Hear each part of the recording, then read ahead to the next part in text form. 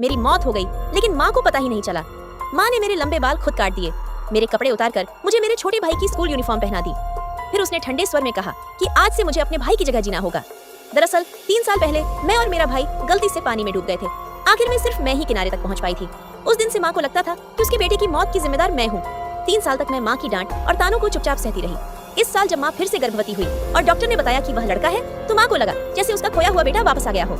एक दिन मैं उसके लिए ताज़ा अंडे का पैनकेक बनाकर लाई, लेकिन मुझे देखते ही माँ नाराज हो गई। उसने कहा कि मेरे शरीर से खाना पकाने के तेल की तेज गंध आ रही है। मैं चुपचाप अपने कमरे में चली गई, अलमारी से रंगीन गोलियों की एक बोतल निकाली और मुट्ठी भर गोलियां खा ली। थोड़ी ही देर में मेरे पेट में तेज दर्द होने लगा। मैंने अपने भाई का पसंदीदा खिलौना पकड़ लिया और उसी दर्द में आंखें बंद कर लीं। कुछ देर बाद दर्द खत्म हो गया, क्योंकि मैं अब जिंदा नहीं थी। मेरी आत्मा अपने ही शरीर को देख रही थी। उसी समय माँ कमरे में आई। उसने मुझे लात मारकर उठाने की कोशिश की और कहा कि उठकर नाश्ता बनाओ।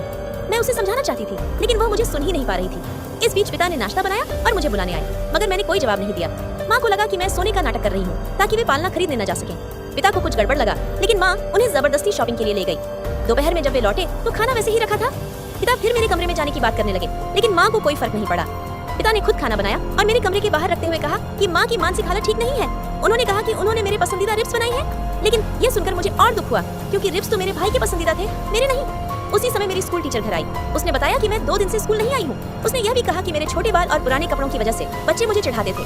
फिर भी माँ को यकीन नहीं हुआ। उसने टीचर से कहा कि मैं ही अपने भाई को झील तक ले गई थी और मैं इस परिवार के लिए सिर्फ दुर्भाग्य लेकर आई हूँ। तीसरे दिन माँ को घर में एक अजीब सी गंध महसूस हुई। तब पिता को पता चला कि वह गंध मेरे कमरे से आ रही। तीसरे दिन जब दरवाजा खुला तो माँ के होश उड़ गए। पार्ट 2 देखने के लिए अभी सब्सक्राइब करें और कमेंट में यस लिखें।